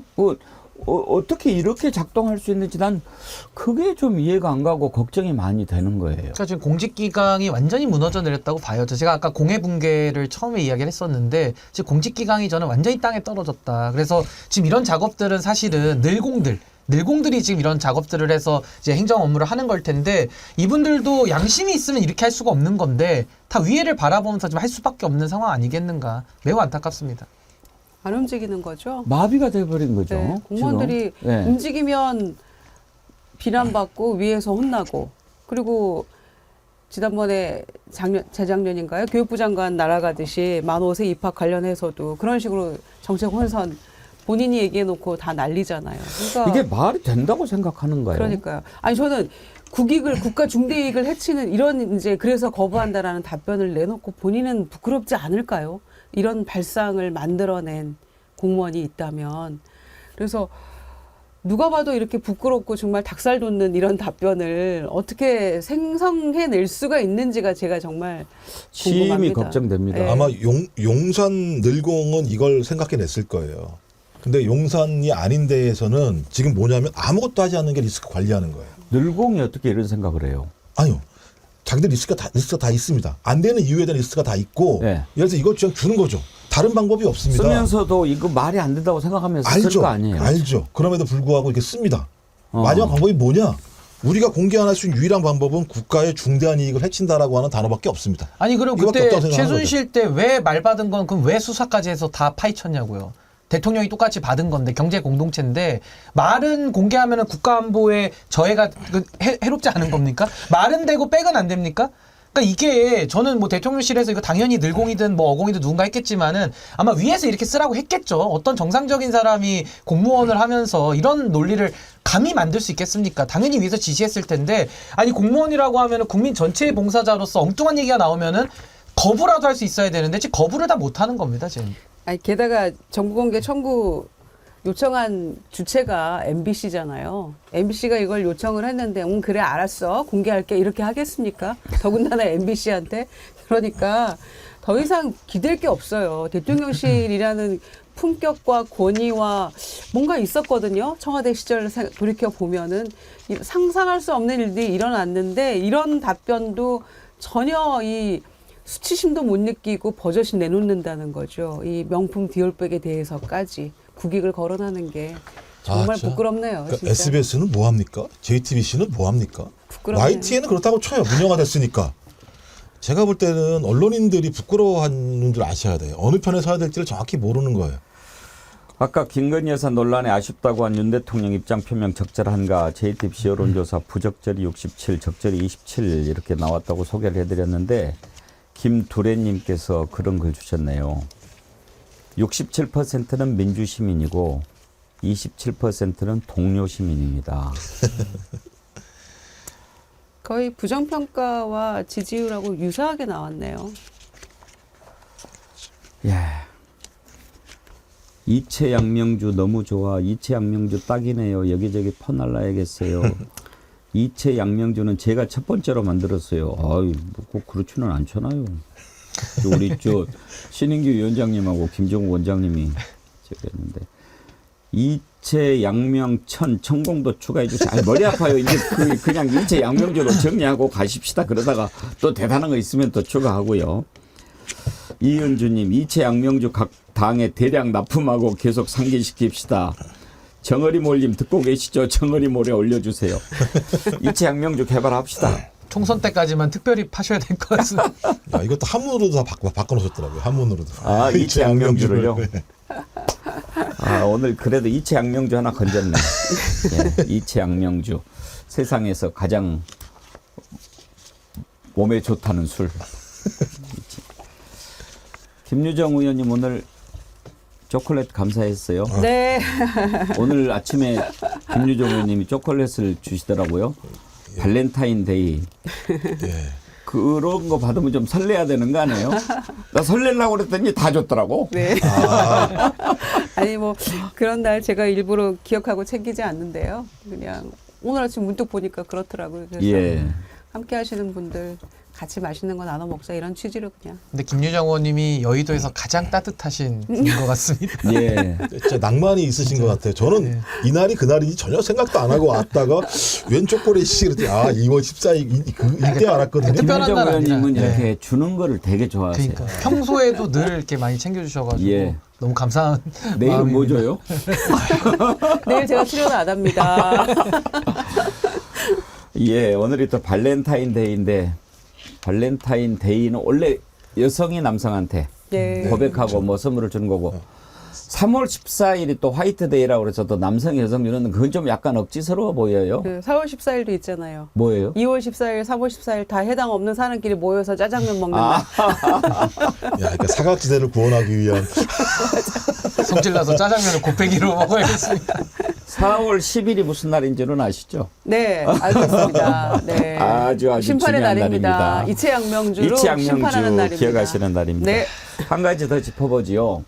앞부분에 이제 시대정신 가지고 얘기를 했는데 정말 우리가 이채양명주 다 기억하면서 해야 되는데 지금 막 이렇게 신당이 많이 생기고 이러잖아요. 저는 그것도 다 하나로 뭉쳐서 심판을 했으면 좋겠습니다. 근데 이제 그것 자체에 대해서 문제를 삼는 건 아니고 그런 일들이 벌어지는 상황이 시대정신을 흐리게 할까봐 그걸 제가 걱정하는 거거든요.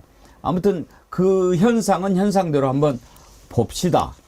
이제 개혁신당으로 다 이번에 제3지대가 모였는데 어제 조국 전 법무부 장관도 신당 창당을 하겠다고 얘기를 했습니다. 이 내용을 한번 좀 짚어볼 텐데요. 공방도 살펴보고 어떻게 될 것인지 정리를 해보죠. 먼저 조국 전 장관의 신당 창당 선언 그것부터 들어보시죠. 4월 10일은 무도하고 무능한 윤석열 정권을 심판할 뿐만 아니라 복합 위기에 직면한 대한민국을 다시 일으켜 세우는 계기가 되어야 합니다. 완전히 다른 대한민국을 만들기 위해 시민들과 함께 행동하고자 합니다. 지역 갈등, 세대 갈등, 남녀 갈등을 조장하고 이용하는 정치, 국가적 위기는 외면한 채 오로지 선거 유불리만 생각하는 정치는 이제 끝장내야 합니다. 무능한 검찰 독재 정권 종식을 위해 맨 앞에서 싸우겠습니다.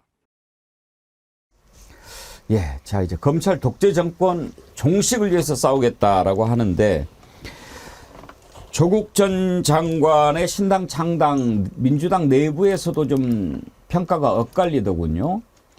어떤 의원은 지금 다 민주당의 힘을 모아야 되는데 바람직하지 않다 이런 의견을 밝힌 의원도 있고 그렇지만 정청래 의원 같은 경우에는 환영한다 그런 얘기를 하던데 문재인 대통령을 만났다지요. 신당 창당하기 전에 문재인 대통령도 민주당에서 함께 했으면 좋겠지만 뭐 불가피한 거 그것을 이해한다라고 했다고 하는데 김종욱 부원장께서는 조국 장관 신당 창당 선언 어떻게 평가하십니까?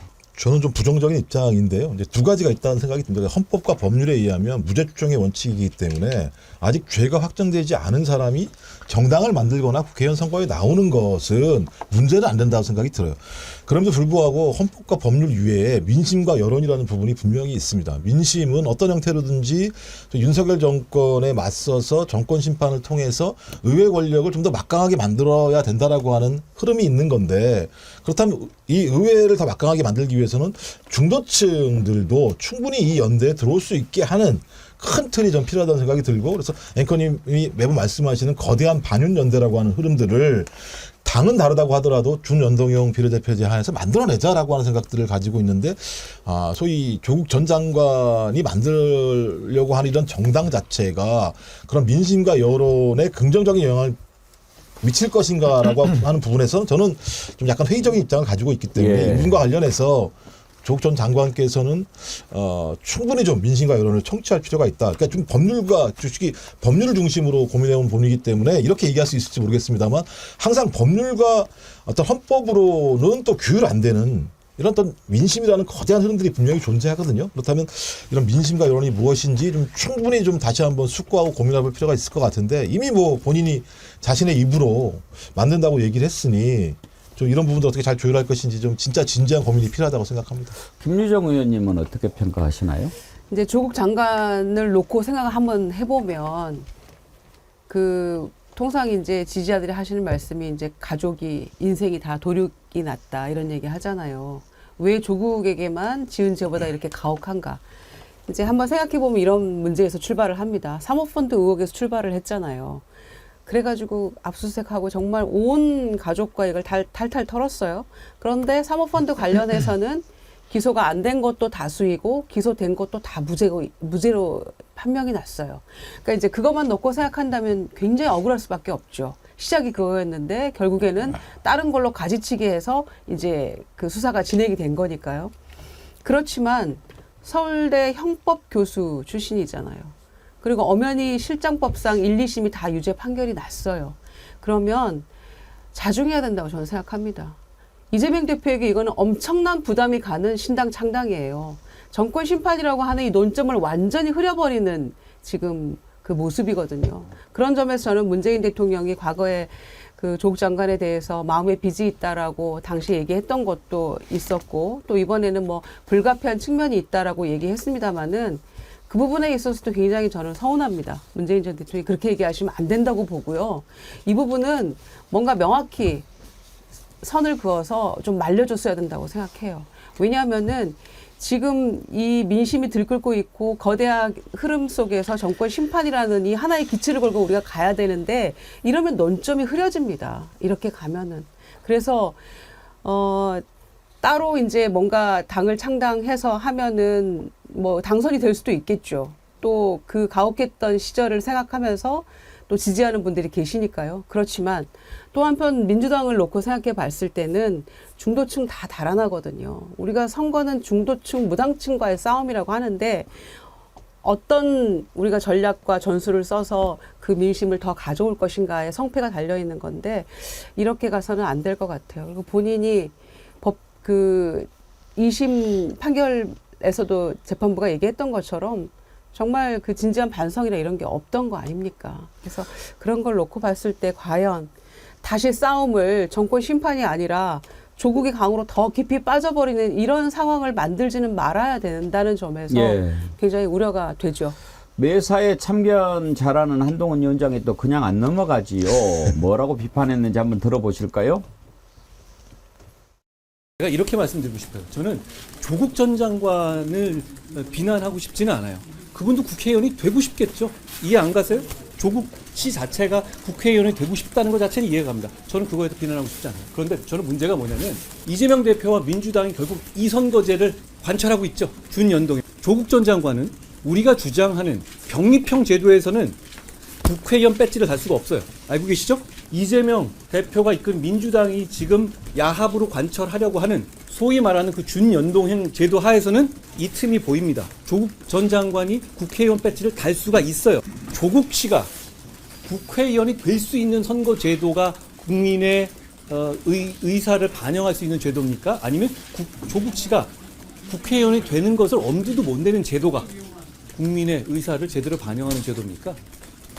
조국 씨는 민주당으로는 못 나와요. 민주당. 그렇게 이렇게 정말 이재명 대표 때문에 정말 도덕적이 극단적으로 낮아져 있는 민주당에서조차 조국 씨를 공천하기 어렵단 말이에요. 누구나 알고 있죠?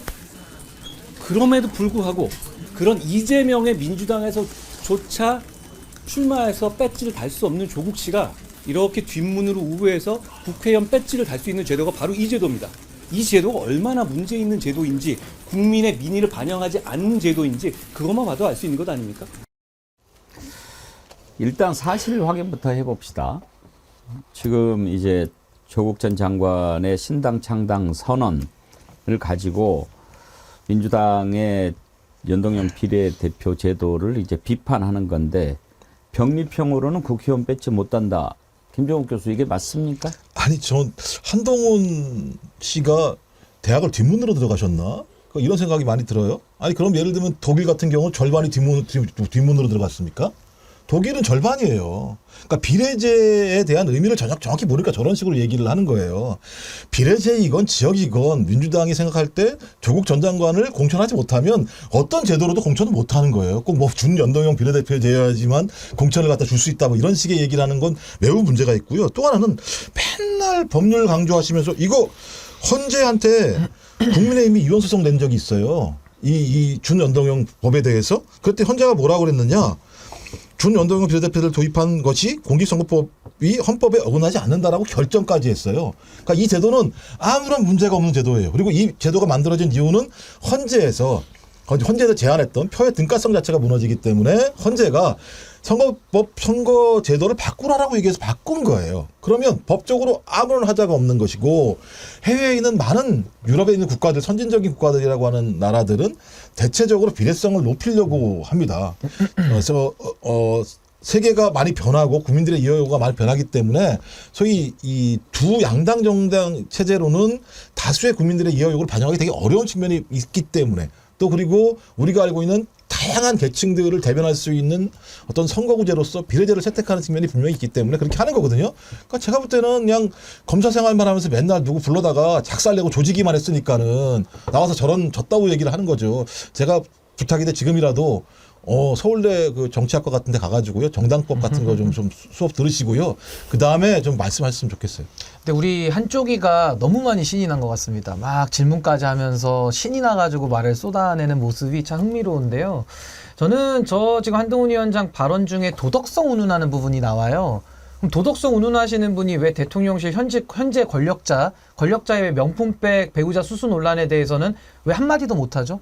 왜 그때는 가름한다 그러고 자꾸 도망만 다니죠? 그러니까 이런 식의 비겁한 태도가 어디 있습니까? 그러니까 도덕성 운운하는 거 좋은데, 그럼 그 도덕성에 맞는 국정 운영을 먼저 저는 일단 부탁하고 싶고요. 지금 연동형이냐 병립형이냐는 조국 씨가 배지를 달고 한다느냐랑은 아무 상관이 없는 얘기입니다.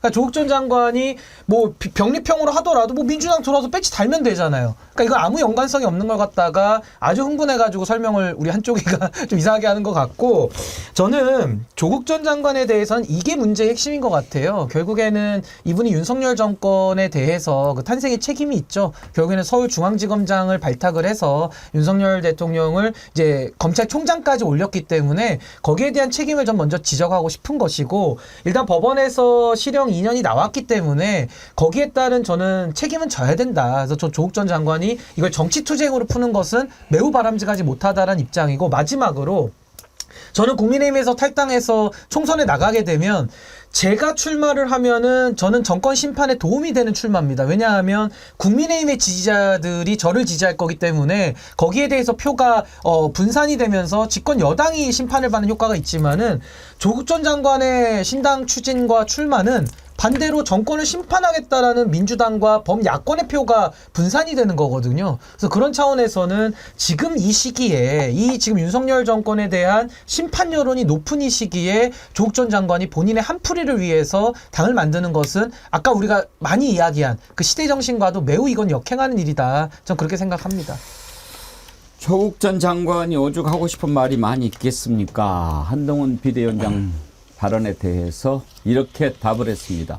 들어보시죠. 일단 저에게 관심을 가져주신 한동훈 비대위원장께 감사드립니다. 한동훈 비대위원장님께 몇 가지 저도 한 말씀 드릴 수 있을 것 같습니다. 첫째, 한동훈 위원장님은 저에게 그 질문을 하시기 전에 본인의 휴대전화 비밀번호부터 공개하시면 좋겠습니다. 둘째, 고발 사주 의혹으로 그 문제의 고발장이 접수되기 하루 전 한동훈 씨는 당시에 손준성 등과의 단체 카톡방에 한동훈 씨는 60개의 사진을 올렸습니다. 그 60개의 사진 내용이 무엇인지 밝혀주시면 좋겠습니다. 세 번째, 한동훈 비대위원장은 그 문제의 손준성 검사를 징계를 하기는커녕 검사의 꽃이라는 검사장으로 승진을 시켰습니다. 손준성 검사를 왜 검사장으로 승진시켰는지 답해 주시길 바랍니다. 네 번째, 한동훈 검사는 검사 시절부터 김건희 씨와 수백 번의 카톡을 한 것으로 알고 있습니다. 그래서 그런지 모르겠습니다만은 도이치모터스 주가 조작 사건, 디올백 수령 사건에 대해서 왜 입장을 제대로 표시하지 않는 것입니까? 수사가 필요 없는 것입니까? 이 네 가지 질문에 답을 하시고 난 뒤에 저에게 질문을 하셨으면 좋겠다. 다시 한번 관심에 감사드린다는 말 드리고 싶습니다. 예. 조국 전 장관이 이야기한 것을 들으면서 또 이치양명주가 다시 생각이 나는데 어제 제가 여러분께 소개해드린 책이 있잖아요. 한동수 대검 감찰부장 출신 한동수 부장이 쓴 책입니다. 검찰의 심장부에서. 그걸 보면 과연 검사들이 정치검찰들이 정확히는 어떤 식으로 검찰을 망가뜨렸는가 알 수 있고요. 더 나아가서는 대한민국을 어떻게 침몰시키고 있는가. 저는 읽는 내내 두려웠습니다.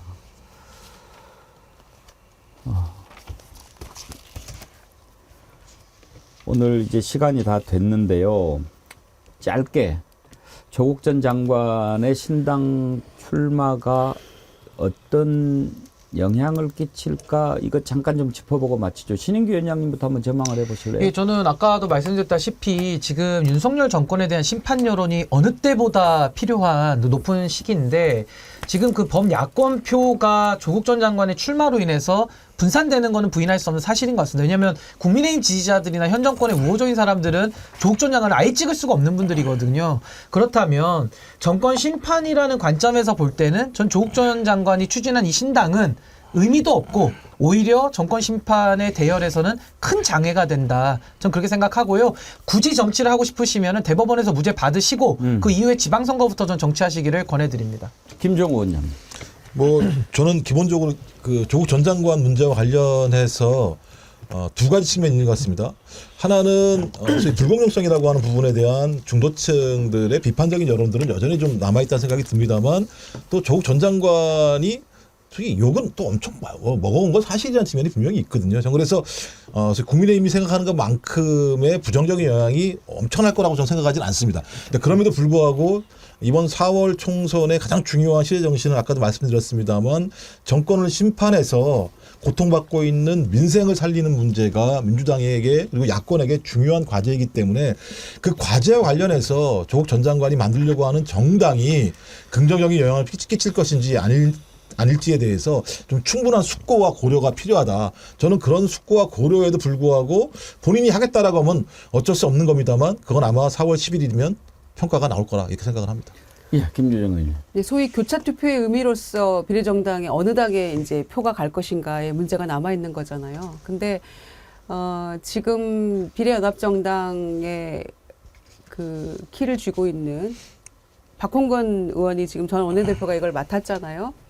그런데 일단 선은 확실하게 그었어요. 그래서 생각해 보면 조국 신당 창당을 통해서 빠져나가는 그 분산되는 표와 그다음에 비례연합정당에 조국 신당에 참여함으로써 달아나는 중도 무당층의 표 어떤 게 더 많을까 생각해 보면 비례연합정당 참여하는 게 훨씬 저는 많다고 생각합니다. 불리하다고 생각해요. 그런 점에서. 그래서 창당 자체를 민주당이 뭐라고 막을 수는 없겠죠, 물리적으로. 그러나 일단 비례연합정당에서는 확실하게 선을 긋고 뭐 이미 박홍근 전 원내대표가 이제 선을 그었기 때문에 저는 그 기조를 유지하는 게 맞다고 생각하고요. 당에서 그런 점에서 좀 더 개혁적으로 공천을 해야 되고 민주당이 그 민심을 얻을 수 있는 방향으로 소구력 있는 그런 혁신의 모습을 보여줘야 된다. 이렇게 분산되어 가랑비에 옷 젖듯이 빠져나가는 것들이 있으면 우리가 애초에 목표를 삼았던 것들이 어느 틈엔가 조금 축소될 수 있거든요. 예. 그리고 하나만 더 제가 추가만 짧게 하면요. 지금 조국전 신당 문제도 있지만은 이 개혁신당도 보수로 출발했지만 지금 다 민주당의 원내의원들이 나오면서 사실상 이제 민주당으로 인식을 하고 있거든요. 그래서 보수정당 이름도 안 쓰겠다고 했기 때문에 이제 보수 쪽에서 개혁신당을 찍을 표도 이제 많이 없습니다. 그렇다면 그 개혁신당까지도 범야권의 표를 또 분산이 들어가는 거거든요. 이것까지 종합적으로 고려한다면은 조국 전 장관의 신당 추진은 조금 더 신중해야 되지 않는가, 저 그런 생각이 듭니다. 네. 오늘 토론은 여기까지 하겠습니다. 댓글과 슈퍼챗 정리하는 동안에 광고 보고 오겠습니다. 30초 뒤에 뵙겠습니다.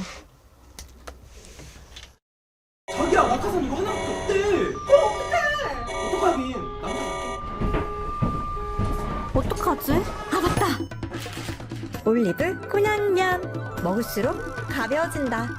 맛있는 속세의 맛. 올리브 곤약면. 날개 옷을 뺏긴 지도 벌써 3개월. 이대로 나무꾼과 평생 살아야 하는 걸까? 안 돼! 이대로 포기할 수 없어. 됐다. 올리브 곤약면. 먹을수록 가벼워진다. 드디어 자유다! 맛있는 속세의 맛. 올리브 곤약면. 네, 올리브 곤약면 광고 보셨는데 제가 추천합니다. 설 명절에 뭐 많이 드셨으니까 가볍게 칼로리 낮은 간식도 좋고. 예. 슈퍼챗 보내주신 분요. 쪼사루스 조형래님, 4월 10일 총선에서 옆뒤 돌아보지 말고 오로지 민주당만 보고 하나로 똘똘 뭉쳐서 반드시 무능한 윤 정권 탄핵해야 대한민국이 바로 섭니다. 소병률님 또 보내주셨는데요. 바빠서 댓글 참여는 못하지만 열심히 듣고 있습니다. 오늘 귀하신 패널분들 시원시원한 논평 감사합니다. 정어리TV 구독, 좋아요, 알림 설정 땡땡땡 감사합니다. 허은교님도 슈퍼챗 후원해 주셨는데 감사의 말씀 드립니다. 마지막으로 조국 전 장관 신당 창당 선언과 관련해서 많은 분들이 댓글 남겨주셨는데 두 분만 소개하겠습니다. 무소유님, 우리가 조국이다라고 외쳤던 국민 한 사람으로 조국을 외면할 수 없다. 그런 의견 주셨고요. 남자친구 상식이님, 민심과 여론도 조작에 의한 거잖아요. 조국 장관은 피해자입니다. 얼마나 그분을 더 짓밟아야 하나요?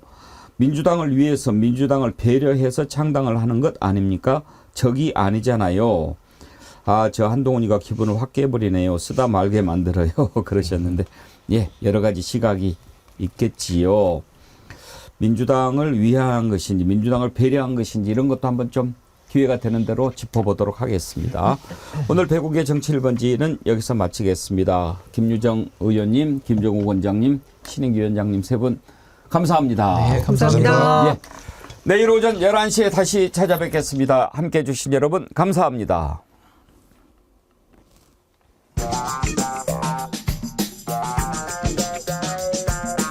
우리 둘이는 언론인인데 장 소장은 뭐라고 해야 돼? 민주투사예요?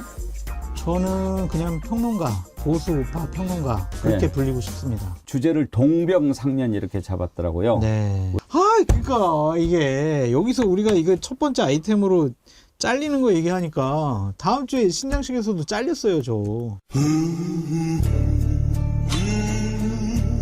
제가 그 내용은 좀 아는데 네. 다른 방송국에서 모 부장이 자꾸 압박이 온대요. 심지어 제가 지금 출연하는 곳이에요?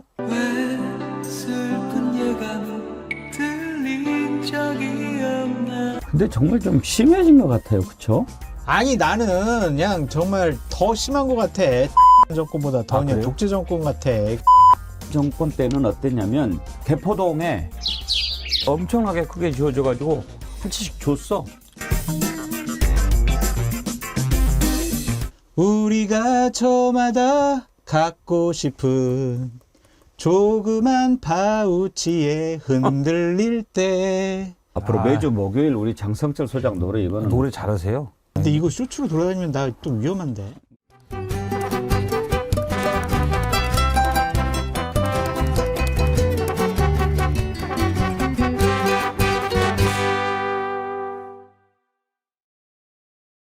날개 옷을 뺏긴 지도 벌써 3개월. 이대로 나무꾼과 평생 살아야 하는 걸까? 안 돼! 이대로 포기할 수 없어.